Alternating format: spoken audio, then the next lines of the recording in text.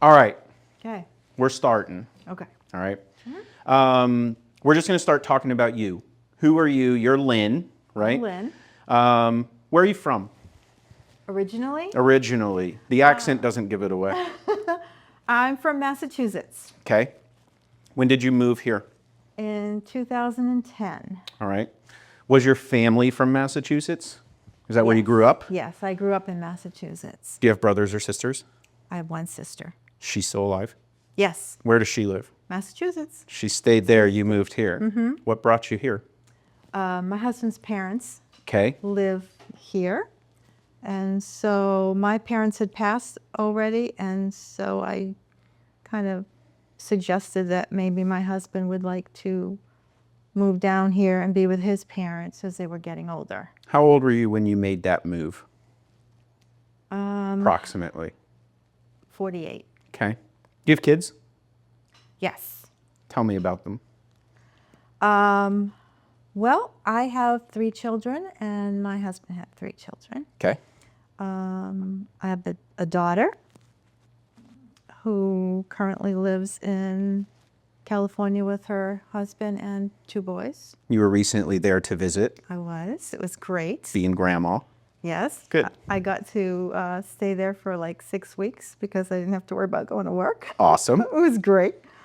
And then I have 2 boys who stayed in Massachusetts. Okay. I have one son who has 3 children with his wife. And I have another son who's married but doesn't have any children yet. Sounds like you're figuring out how to be retired. I am having a blast being retired. That's good. Yeah. What did you do for work? I was an accountant. Okay. Yes. That's fun. Numbers. Yes.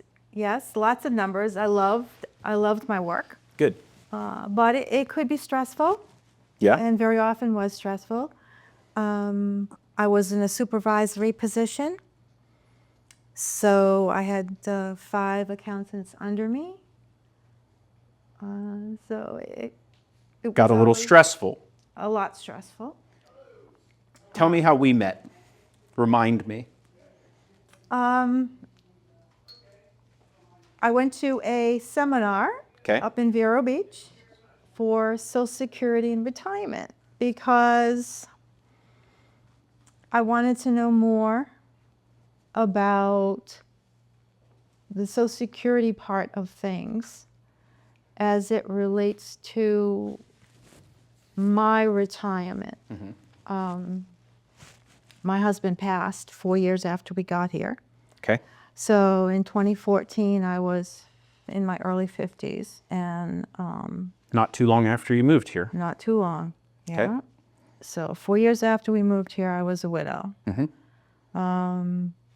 And I called Social Security to let them know that he had passed. And they said, okay, we'll send you your benefit, your $255. And I said, isn't there anything else you can do for me? I said, I haven't been working. I was taking care of my husband because he was sick. And they said, I'm sorry, unfortunately, you're too young, and there isn't anything that we can do until you're, older in your 60s. It doesn't sound very helpful. It wasn't very helpful, and it kind of made me feel very lost. Like, oh my God, what do I do now? At that point, I didn't have a job. I think it's very difficult for the average person to navigate the Social Security maze, much less somebody who finds themselves in your position. You have to deal with all the emotions of losing a loved one, but also try to figure out, is there anything that I can do to make this better? And when you called, it doesn't sound like you got a great answer. I didn't. It was very disappointing. And so I thought, what am I going to do now? So I got a job. Okay. I got a job 2 weeks after I buried my husband. And it took all that I had in me to, even get up, never mind, out of the house and to work by 8 o'clock in the morning. But I did it. I did it for 10 years. Yep. Don't know how some days, but I did. And so when I saw the Social Security workshop, I wanted to find out, okay, now, it's been long enough. I should be able to have some Social Security, but I didn't know what I had. I didn't know if my other retirements were enough. I really thought that at this point I was going to have to wait till, my retirement age, which was 67 or maybe even 70, to have enough to retire. Right. Because my husband, passing away at early 50s, hadn't saved up any money. There was nothing adding to that Social Security base. Yep. So I went to the workshop and I listened to all the great information and I was like, Got to see my smiling face Yes, I up there did. and everything. Yes, I did. And Let me ask you this. yeah. I want to rewind a little bit in this story. Okay. All right. So let's go from 2 weeks after you buried your husband and you go back to work. Yes. And we'll go from that date forward. Did anybody step forward and offer to help you? Did anybody say, Lynn, this is what you should do with your Social Security, or this is what you should do with your money, or this is how you should navigate this problem? Additionally, and I think I know the answer to that, additionally, did you search out those answers, and was it frustrating to try to find them either on the internet or in person before you came to that workshop? No, no one reached out to assist me.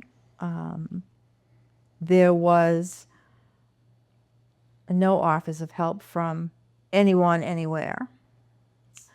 I looked for help. I called Social Security. Of course, calling Social Security sometimes can be difficult. You're on the phone a long time. You're waiting, you're waiting, you're waiting. It's not even easy to find the phone number for Social Security or any other,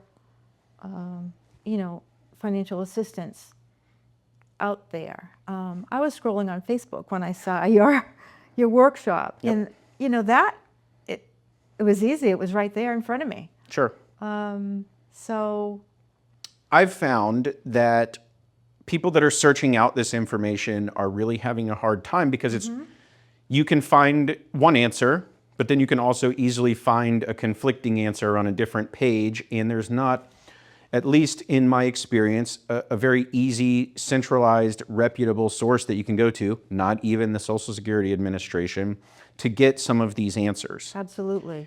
And I think it's important to note that when we met, you were still working Yes. at a job that you loved, Yes. but as is the case when you get older, jobs start to wear on you. And I think it's important to note that for 2.5 years prior to us meeting, you had been eligible for widow's benefit, and nobody knocked on your door to tell you that. You didn't get a letter in the mail. Had you even heard of widow's benefit before we talked? And if so, did you know what that meant? I hadn't heard of widow's benefits, no. I had been working. No one contacted me from Social Security or anywhere else for that matter to let me know that I had been eligible at that point.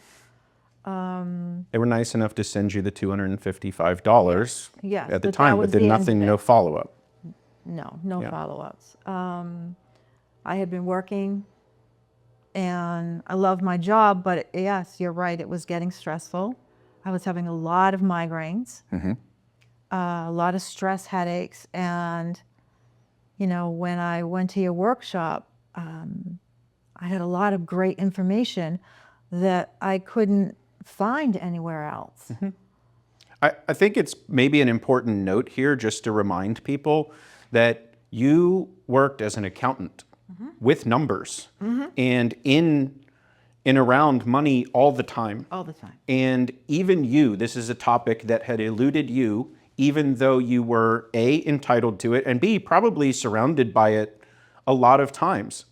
I think for somebody who isn't in your world, imagine not being as financially literate and trying to find this information. If you couldn't find it, imagine.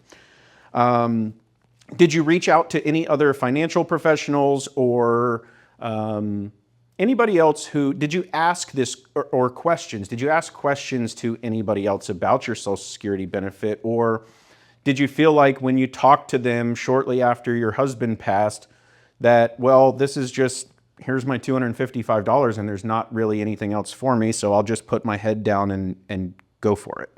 That's exactly how I felt.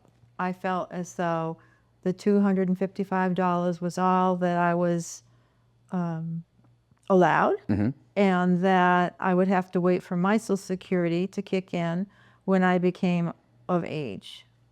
And I knew that my Social Security was not going to be enough in and of itself. So that was one of the reasons I wanted to go to your workshop, because I wanted to see what else I could do. I didn't want to work till I was 70. I wanted to go visit my children and my grandchildren. You know, I wanted to travel. I mean, my husband and I had a bucket list with things we wanted to do. I still want to do those things, you know, and without the information that you've given me, I still would be working with all those migraines and not doing any of that.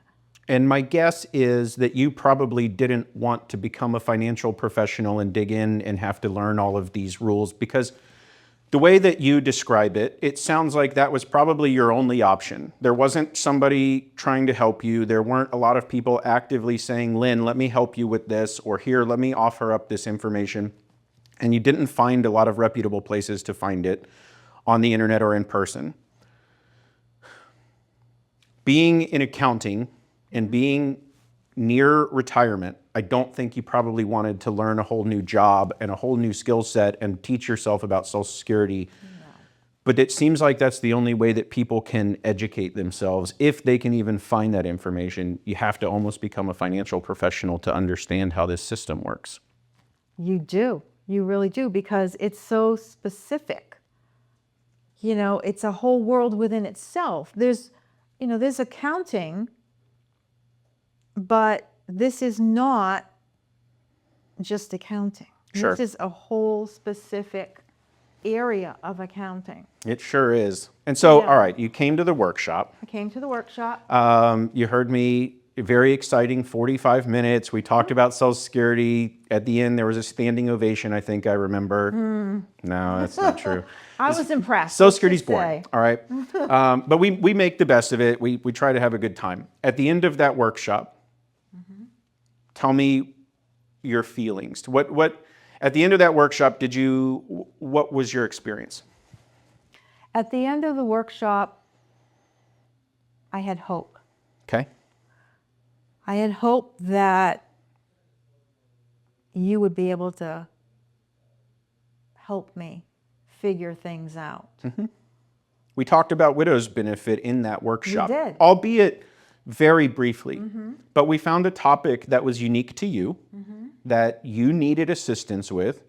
And I think that, there are a lot of those topics within Social Security. It doesn't just have to be widow's benefit. There are so many different little nuances and intricacies in this system that I think it's impossible for somebody who is not in this sector to know that they all exist.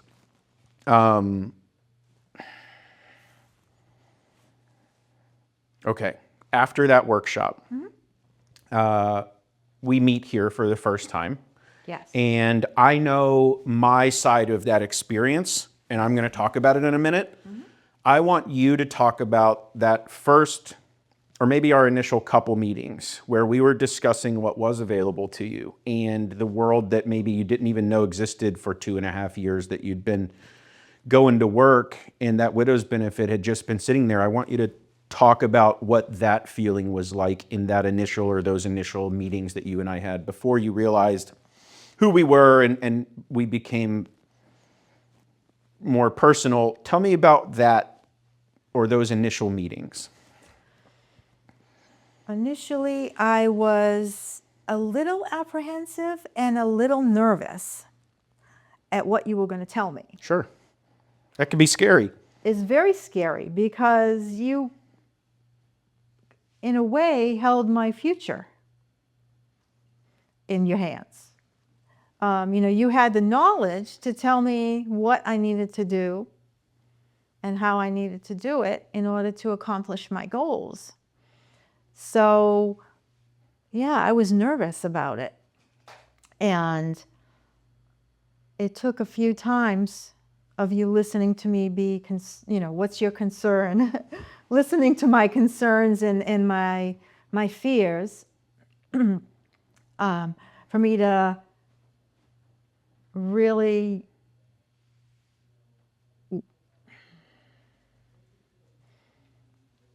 I don't know what I want to say. For me to really accept that I was going to be okay. Mm-hmm. I knew it instantly when we talked. I can just tell your perseverance shines through, and I knew you were going to be okay, but it's a lot easier sitting on my side of the desk to know that.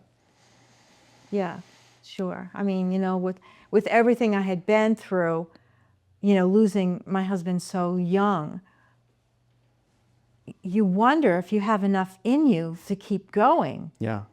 And I wondered, could I do this?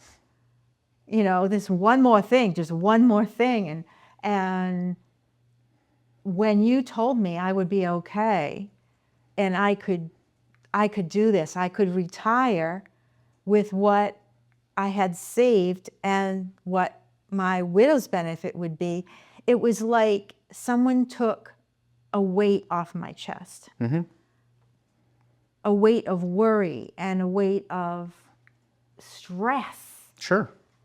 And I think I'm so thankful that you had that experience, but there's a part of me that is so frustrated that it took so long for you to get to me to have that experience.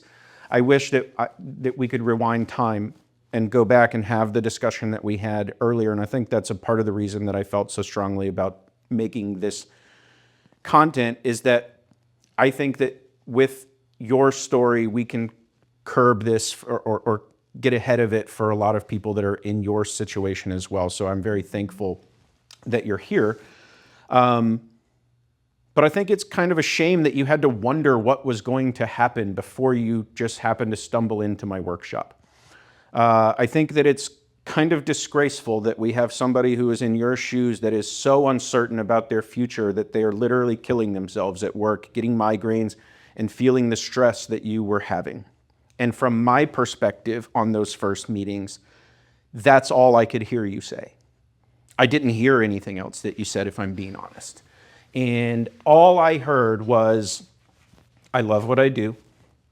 It's killing me. I have migraines being there.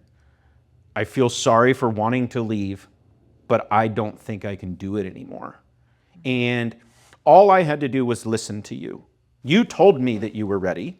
You held all the keys. You just needed somebody to say, hey, this exists for you. Why don't we take advantage of it and look at this from a different perspective? Mm-hmm. And that widow's benefit opened up so many doors for you. I wish we could have opened them sooner. Yeah. You do a great job of talking about what it feels like before you retire. And you're not exaggerating. I could tell you were feeling that when you came here. Mm-hmm. A little bit of guidance on my end has gone so far. I look at your face when you walk through that door, and you do not carry the stress that you were carrying at that time, and I think it's important.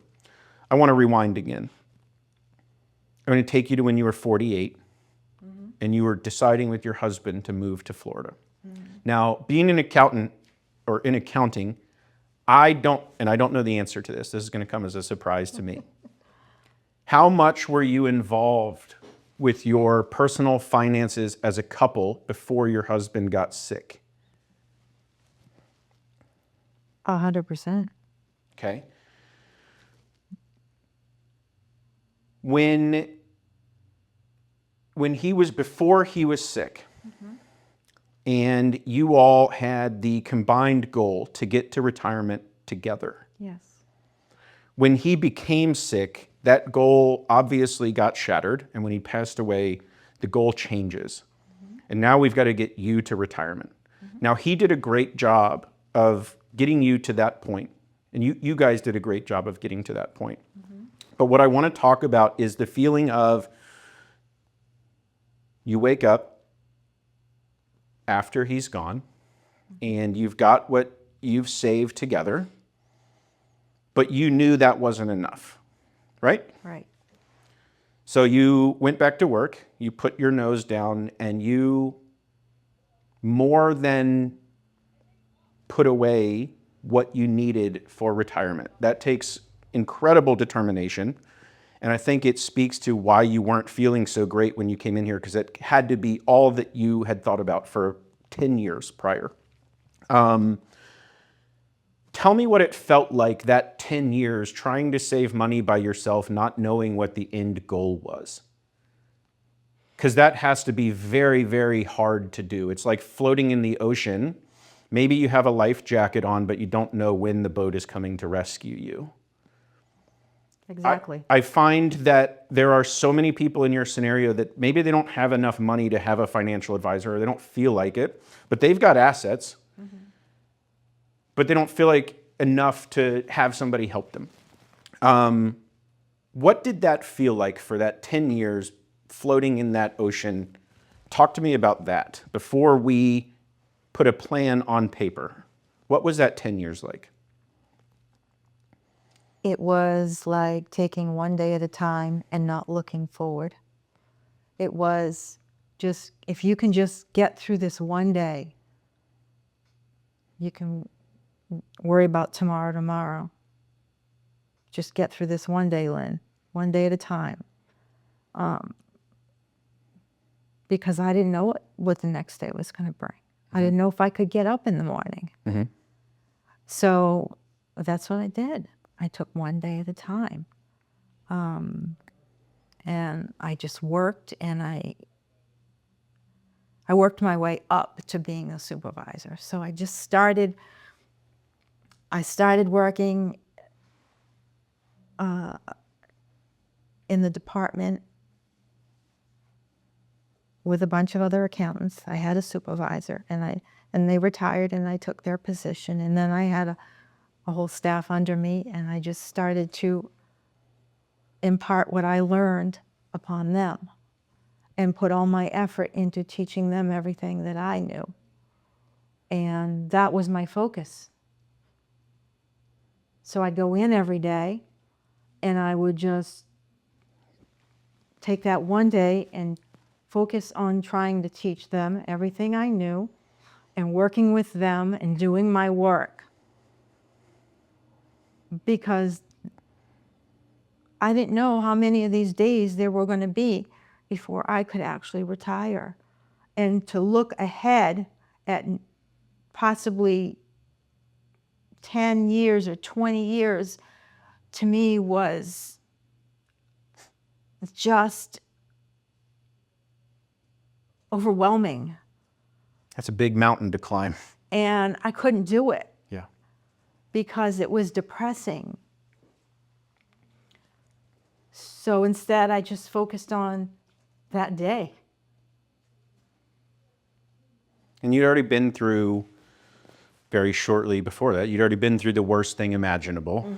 And now you're dealing with the stress caused by nearing retirement and the feeling of maybe I don't have enough saved, and I don't know what this Social Security thing is going to look like, and I don't know what the answers are. Right. I think the stress caused by that had to have compounded with the emotional grief, obviously, that you were going through. And I can't commend you enough for the job that you did. And again, it took me 5 minutes sitting down with you that first day when you said, here's what I have, here's my situation. I knew you were going to be okay. It took me a little bit longer than that to convince you of it, but we've kind of walked down that path together, and we're at a point now where you're out there flourishing and visiting the grandbabies and doing all the fun retirement things that you should be doing. You've earned that. And I'm glad to have been a small part of it, But been a big part of it. you're the hero in the story. You put that work in for 10 and a half years. I just was here to hold your hand across the finish line. You ran the majority of the race by yourself, and I'm sorry that you had to do that. But if someone's watching this and they find themselves anywhere along that 10-year journey that you went through by yourself, aside from find a Dan that will help you, which I'm more than happy to do, obviously, what would you tell somebody that is in your shoes on that path, on that 10-year journey, anywhere along it? What would you have to say to somebody who is doing what you were doing? Don't give up hope. Keep going and find your dance. Because he's there. You just have to get to him. Just got to find the right information. Yeah. Yeah. You had all the tools at your disposal. You had already accumulated them and you had them in your toolbox. You just didn't know it. Right. You just needed somebody to show them to you. Yeah. You had done the miracle on your own. It's not like you learned anything special by coming to me. It's just that we looked at all of your puzzle pieces and we put them together, and it made a very nice looking puzzle. But you also found the right pieces for my puzzle. I think that's better than I would have said it. I think the big challenge for me is that not every person is you. Everybody's puzzle is unique. Think about 55-year-old Lynn, and you're 3 years into your journey. The grief is still there. Obviously, it's different. But you were starting to make financial progress. You were contributing to your 401k at work. You were making progress, and you were getting closer to the goal. If you had had somebody holding your hand all that way, and you had planned starting at age 52, do you think that the stress level would have been different at 62? And if yes, would you have anything to say to people who tell me that planning for Social Security at age 52 is too early? Think about your feeling at 55. Think about if someone had been walking you through that process. Do you think that your stress level would have been different if you had understood your Social Security equation different at an earlier age? Absolutely. Okay. Absolutely.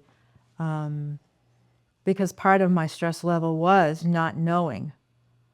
The not knowing, it just brings a whole added level of stress to the situation. Because really during that time, I thought I was going to have to work till 70. Because your benefit on its own was not going to be enough for you to live on. No. You had taken some years off, I'm sure, to help with kids and then to help with the care of your husband. And so those are years that you're not contributing to the Social Security system. Correct. That brings your numbers down. And so it was very important that your personal benefit got to grow as long as possible. Right. The missing piece there was that you were eligible for widow's benefit at age 60, and you would not have impacted your own benefit at all. And so you had 2.5 years that you gave up that widow's benefit just because no one told you it existed.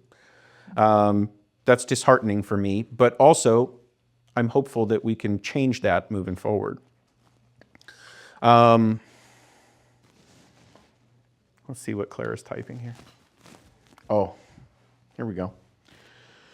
So I think we're nearing the end of our discussion, but I want to talk about two more things. I want to talk about, this might get me in trouble, but the federal government doesn't let you go back once you make a decision and change your mind, essentially. You get a one-time do-over, maybe if you want to pay all your benefits back. But did you know that existed? And were you scared to make a mistake when it came to your Social Security filing, knowing that if I make a mistake, I generally don't get to do a do-over? I had no idea there was the opportunity to do a do-over, because that's just not, out there for public Right. information. And I was petrified when I found that out, making my decision, because, oh my gosh, if I make the wrong decision, and I go back and do a do-over, now I'm stuck. What do I do? Yep. That's a big decision, and it impacts the rest of your life. Making that decision, you generally only get to do it once. Exactly. It's scary. And, that's very scary. Yeah. Very scary. And thankfully we got to figure out that you can get your widow's benefit at a point in the future. Your own benefit is going to be higher, and we'll be able to switch back to that. Mm-hmm. That allows for some very unique planning, and planning that, just quite frankly has allowed you to retire. The benefit was all there. You had done all the hard work. You just needed somebody to point and say, hey, this is something that you missed. And we were able to do that, relatively easily. And I'm very thankful. I am too. I'm very grateful. Not only am I thankful that we found that opportunity for you, it has reinvigorated my passion for doing this for people. I use your story every time we do a workshop. I talk about you to anybody that will listen. I think that you are very inspirational. I'm thankful that you're willing to even sit down and talk about this. I don't know that I'd be able to do it if I was in your shoes. We talked about, before we turned the camera on, we were talking about grief and how you've dealt with it and how it doesn't go away, but it changes. I'm appreciative that you share that with me. And I'm sorry that you had to deal with all of this for a period of time without someone like me helping you. I'll just rewind, and we'll probably end with this unless we type something else on here. Mm-hmm. I want your closing ideas or thoughts. Anybody who's watching this, what do they need to consider? If they're in your shoes or similar shoes, what would you want to say to them? What's the end message? I would say, don't automatically think there's only one way through this. Explore the options, talk with people, find your dance.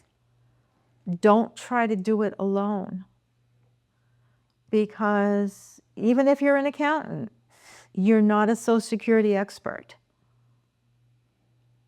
There's people out there that do this for a living, and they can help. They can calm your nerves. They can point you in the right direction. They can bring you peace. Thank you. You're welcome.